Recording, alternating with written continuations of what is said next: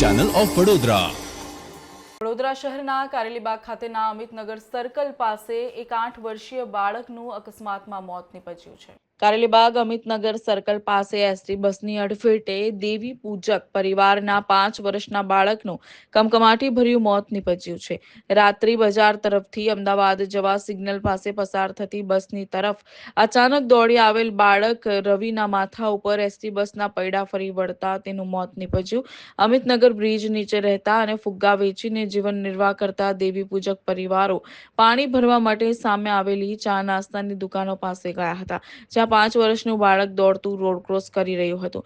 આ દરમિયાન Ahmedabad ડેપોની ST bus છોટાઉદેપુરથી Ahmedabad તરફ જઈ રહી હતી, ત્યારે અકસ્માત થયો। આ અકસ્માતમાં બાળક અંદાજે 10 ફૂટ જેટલું ઢસડાયું હતું, જેથી તેનું ઘટના સ્થળે જ મોત નીપજ્યું છે।